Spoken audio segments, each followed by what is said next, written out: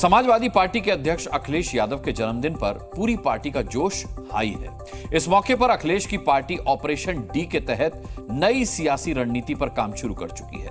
UP की 10 सीटों पर उपचुनाव को लेकर कांग्रेस से भी हाथ मिलाया गया है, लेकिन असली कहानी अखिलेश के पीडीए फॉर्मूले के डी से जुड़ी है, क्योंकि अखिलेश यादव आज से अपनी साइकिल को लंबी दूरी तक दौड़ाना चाहते हैं। क्या है ये पूरी रणनीति?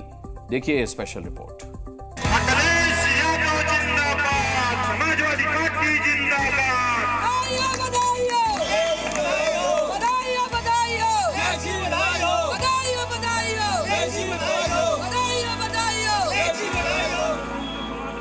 बावन साल के हो गए हैं अखिलेश यादव। पार्टी जन्मदिन मना रही है। लखनऊ के पार्टी कार्यालय में उनकी नजर उतारी जा रही है।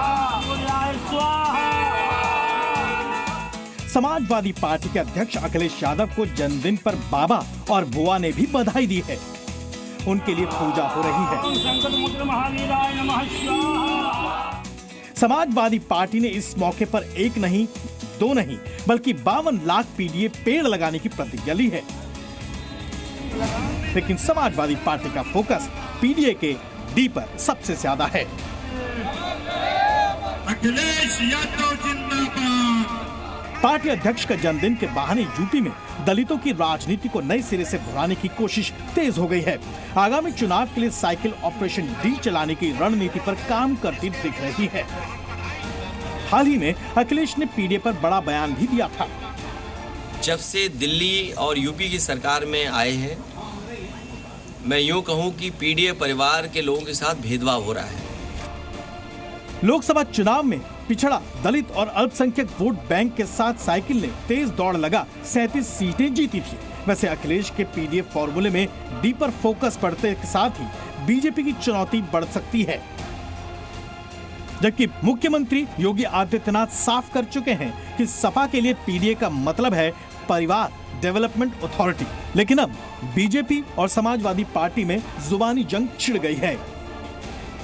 बीजेपी के लोग, आरएसएस के लोग हर बार नफरत की बात करते हैं और नफरत की बात करते करते ये कहते हैं कि अमुक जात के लोग सड़क पे ये करते हैं, अमुक धर्म के लोग सड़क पे ये करते हैं।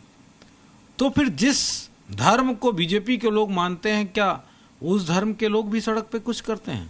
समाजवादी पार्टी का पीडीए धोखा है, उसमें कोई नहीं है। उसमें केवल एक परिवारवाद का ध्यान रखा गया है। उसमें और समाज को केवल मोहरा बनाकर वोट बैंक की तरह इस्तेमाल करने का काम समाजवादी पार्टी करती रही। आपको बता दें कि उत्तर प्रदेश की कुल आबादी में से ओबीसी 40% है। इन ओबीसी में यादव 8%, लोधी 7%, कुर्मी 3%, कुशवाहा 14% और अन्य ओबीसी 8% हैं।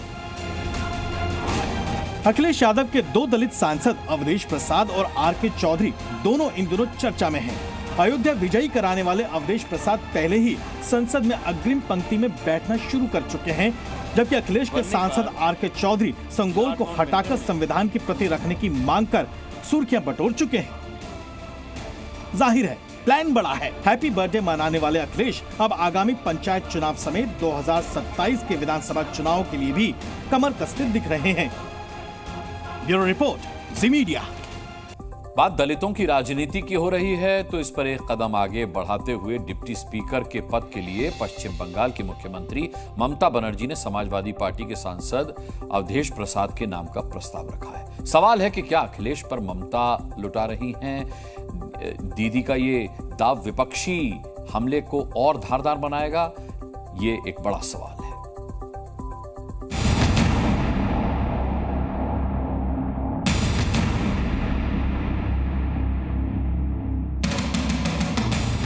Om Birla, a member of this house, be chosen. Those in favor may say aye.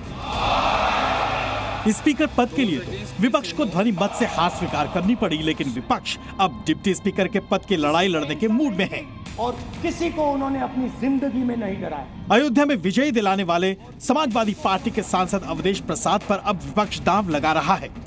कोशिश है कि लोकसभा चुनाव के दौरान दलितों से जो समर्थन मिला उसे आगे बरकरार रखा जाए। माना जा रहा है कि ममता बनर्जी ने भी अवधेश प्रसाद के नाम को बढ़ाने की पहल की है। समाजवादी पार्टी के सांसद अवधेश प्रसाद अब अखिलेश यादव के फैसले का इंतजार कर रहे हैं। अगर आप डिप्टी स्पीकर बनते हैं तो ये अयोध्या के लिए, समाजवादी पार्टी के लिए, यूपी के लिए, विपक्ष के लिए कितनी बड़ी जीत होगी? अगर लगाने का क्या मतलब है, आने दीजिए, let the time come, let the time come. जबकि खुद अखिलेश यादव समेत कई और अन्य विपक्षी दल मिलजुल कर फैसला लेने की बात कर चुके हैं। इसके लिए कांग्रेस भी अपना रुख साफ करती दिख रही है। तो अन्य दलों का फैसला होगा और अन्य दल अगर चाहते हैं कोई इस तरह का, और ये बात पहले भी कही गई कि डिप्टी स्पीकर विपक्ष को मिलना चाहिए, डिप्टी स्पीकर विपक्ष का हो। सत्ता पक्ष से हम आशा करते हैं कि वो हमसे कहे कि आप अपना विपक्ष का उम्मीदवार उपाध्यक्ष पद के लिए दीजिए, तब हम बैठकर नाम भी तय कर लेंगे और दे भी देंगे। विपक्ष की तरफ से एक डिप्टी स्पीकर बनते हैं तो सरकार के लिए भी अच्छा है, हाउस को चलाने में, और विपक्ष भी मजबूत है। डिप्टी स्पीकर का पद तो बनता ही है, इन्हें तो मान जाना चाहिए। दूसरी ओर सत्ता पक्ष का दावा है कि डिप्टी स्पीकर के पद की लड़ाई होती है तो भी विपक्ष को करारी हार का सामना करना पड़ेगा। वो एक चार्ट बना के दे दें किस प्रांत में उन्होंने भाजपा को डिप्टी स्पीकर का पद दिया है, अपने 10 प्रांतों में परिवर्तन कर दें, स्पीकर के साथ साथ डिप्टी स्पीकर भाजपा को दे दें। अगर विपक्ष इस पर चुनाव कराना चाहता है तो वो चुनाव में भी आंकड़ा उनके पक्ष में नहीं है, वहाँ भी उनको निराशा ही हाथ लगे। देखना यह है कि डिप्टी स्पीकर के पद की सियासी लड़ाई कैसी होगी। ब्यूरो रिपोर्ट, ज़ी मीडिया। ज़ी न्यूज़।